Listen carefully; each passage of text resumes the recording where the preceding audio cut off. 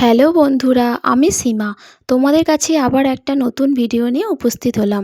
আমার চ্যানেলে তোমাদের স্বাগত জানাই। আশা করি সবাই খুব ভালো আছো, আমিও খুব ভালো আছি।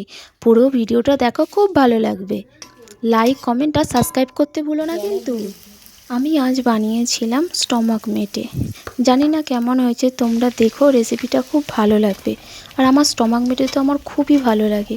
তোমাদের কেমন লাগে আমাকে কমেন্ট করে জানিও কিন্তু। আমি কিভাবে বানিয়েছি তাই তোমাদের সাথে শেয়ার করলাম। আশা করি সবার খুব ভালো লাগবে। তো দেখে নাও, আমি প্রথমে স্টমাক আর মেটেটাকে ভালো করে ধুয়ে নিয়েছি। নিয়ে ওর মধ্যে আমি নুন আর হলুদ মাখিয়ে রেখে দিয়েছি।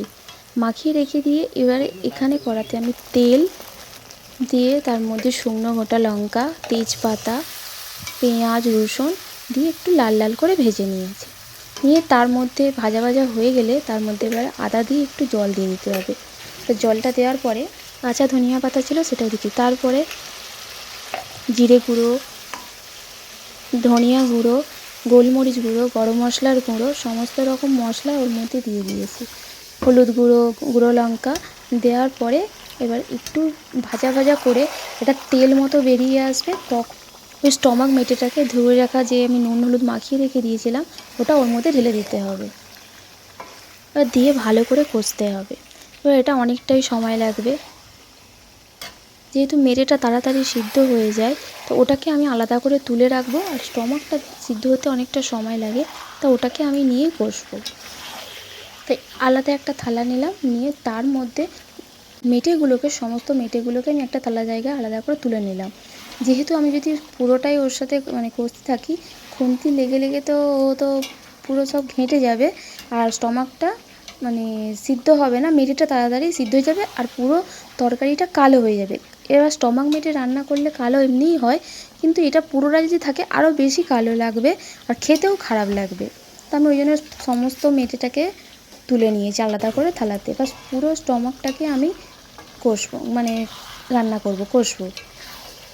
এবার কার কার এই রান্নাটা পছন্দ হবে আমি জানি না, এবার কে কে খেতে ভালোবাসে আমি জানি না। আমার তো ভীষণ ভালো লাগে, কার ভালো লাগে আমি জানি না। আমার খুবই ভালো লাগে। দেখো, আমি রান্না করছিলাম, আমার বর আমাকে ভিডিও করে দিচ্ছিল। তোমরা কারা কারা এই রেসিপিটা ভালোবাসো আমাকে কিন্তু কমেন্ট করে জানিও, তবে আমিও বুঝতে পারবো যে তোমরাও এই রেসিপিটা সবাই পছন্দ করো। আলুটা ওখানে কেটে রেখেছি, আর একটা কড়াই করে ভেজে নিয়ে ওর মধ্যে দিয়ে দেবো। এখন দেবো না, আমরা জল ঢেলে তারপরে আমি দেবো। এখনও স্টমাকটা সিদ্ধ হতে অনেকটা সময় লাগে, ঠিক আছে? এটা অনেকক্ষণ থেকে একটু কষতে হয়। দেখো ভাই, এর মধ্যে যখন রান্নাটা করবো, কষতে কষতে একটা তেল মতো বেরিয়ে আসবে, তখনই আমি এখানে একটু জলটা ঢেলে দেবো। দেখো এবারে তেলটা যখন বেরিয়ে আসবে তখনই আমি জলটা ঢেলে দেবো। দেওয়ার পরে জল ঢালার পরেই আমি মেটেটা তখন ওর মধ্যে দেবো। আমি স্টমাকটা তুলে দেখলাম যে সিদ্ধ হয়েছে কি না, কতটা দেখে তারপরে মেটেটা ওর মধ্যে ঢেলে দিলাম। দিয়ে তারপরে চাপা দিয়ে তরকারিটা এবারে হয়ে যাবে কমপ্লিট। এবার তোমরা এটা রুটি দিয়ে, লুচি দিয়ে বা পরোটা দিয়ে কেউ খেতে পারো। এটা আমি বিকেলের দিকে করেছিলাম বলে, আমি রাতের দিকে পরোটা করেছিলাম, বাট আমি তখন তোমাদের দেখানোর জন্য আমি মুড়ি দিয়ে খেয়েছিলাম। দেখো ফাইনাল তরকারিটা তোমরা দেখতেই পাচ্ছ। তো আমি মুড়ি দিয়ে খেয়েছিলাম, তোমাদের মুড়ি দিয়েও খেয়ে দেখতে পারো। আমার তো খুব ভালো লাগে। আমার পরোটা লুচি অতটা ভালো লাগে না, আমার মুড়িটাই বেশি ভালো লাগে। দিয়েই খেয়ে দেখলাম, খুবই ভালো লাগবে। তোমাদের রেসিপিটা কেমন লেগেছে কমেন্ট করে জানিও, আর তোমরা এরকম করে খেয়ে দেখো, খুব ভালো লাগবে। সবাই ভালো থাকবে। রাধে রাধে।